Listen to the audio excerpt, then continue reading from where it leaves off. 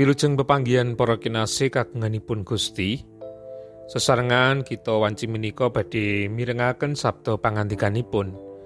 Mila sumangga kita ndedonga. Kawula sowan wonten ing ngarsa paduka Gusti ngaturaken panuwun syukur dene paduka tansah ngrimati gesang kawula ngantos wanci menika. Lan ing wekdal menika Gusti, kawula sami badhe mirengaken sabda pangandika paduka. Kepareng paduka tuntun lan paduka berkahi. Wonten ing asma dalem Gusti Yesus kawula ndedonga. Amin. Para kinasih kagunganipun Gusti, pangandikanipun Gusti wanci menika kapendhet saking kitab Pangandaring Toret bab ingkang 3 ayat ingkang 11 ngantos ingkang 11. Awit dene pepakon kang ndak luntakake marang kowe ing dina iki iku ora kaboten tumrap kowe lan iya ora kadohen. Ora ana ing langit. Samungguh mangkono kowe mesti ngucap, sapa kang bakal munggah menyang ing langit jupo iku lan medharake marang kita supaya padha kita lakoni. Lan iya ora ana ing sabrangi segara. Saumpama mangkono pangucapmu mesti mangkene. Sapa kang bakal nyabrang menyang ing sabrangi segara jupo iku lan medharake marang kita supaya padha kita lakoni. Nanging pangandika iku cedhak banget karo kowe, yaiku ana ing cangkemmu lan ing atimu supaya katindakake. Para kinasih, menawi kita sami ngatosaken ayat ingkang kita pirengaken mirunggan ayat ingkang 11, kita saged ningali kados pundi Gusti Allah anggenipun budidaya murih saged dipun tampi dening umat kagunganipun Gusti. Sesambetan kalian pangandika ingkang kaparingaken. Ing ngriku bangsa Israel nalika nampi piwulang pepaken ingkang kaparingaken lumantar wedaring sabda, Gusti Allah ngandikaaken bilih pangandika menika celak ing gesangipun bangsa Israel. Boten namung ing gesangipun nanging ing dirinipun bangsa Israel. Mila kagambaraken lan kasrat ing ngriku ana ing cangkemmu lan ing atimu. Terus kanthi pangandika ingkang mekaten boten wonten alesan malih bilih Gusti Allah menika ingkang tebih, Allah ingkang boten saged ginayuh lan sak piturutipun. Boten alesan kangge boten tepang kalian Gusti Allah. Semanten ugi tumrap kula lan panjenengan.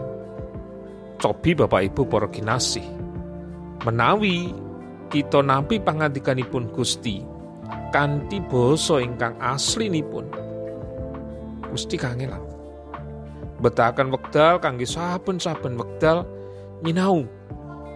Kamangka basa aslinipun Perjanjian Lama utawi Prajanjian Lami menika basa Ibrani. Boten gampil sinau. Nanging kanthi tembung ingkang mekaten napa malih pangandikanipun Gusti ingkang kita tampi wekdal menika mawi basa kita. Sak menika boten wonten alesan sejatosipun.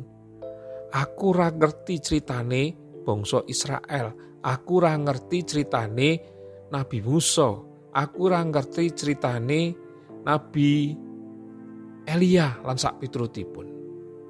Boten wonten kedahipun amargi pangandikanipun Gusti sampun katijemahaken mawi basa kita. Mila gumantung kita sepinten anggen kita nggadahi pambudidaya nyinau kersanipun Gusti. Gusti menika ngagem cara menapa kemawon klebet panjenenganipun nampi nalika kita umat kagunganipun Gusti boten mawi basa Ibrani nanging basa ingkang wonten ing kita. Awit nggih semanten agenging pakaryanipun Gusti anggenipun ngagem cara-cara miturut ingkang wonten ing gesang kita saben wekdal. Menawi kita tiyang Jawi panjenenganipun ugi ngagem kabudayan Jawi. Menawi kita tiang Indonesia nggih ngagem kabudayan Indonesia lan basa Indonesia. Mila mboten wonten alasan toh Bapak Ibu, mboten ndedonga, mboten maos kitab suci.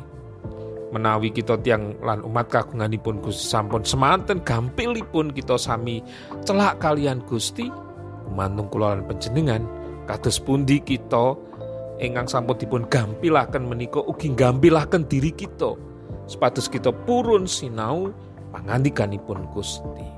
Dalam lumantar ayat menika kula gampilaken ugi dhateng Bapak Ibu kanthi pambarek monggo kita tansah celak kalian Gusti awit Gusti lan pakaryanipun menika boten wonten ing awang-awang, boten wonten ing langit, boten wonten ing seganten.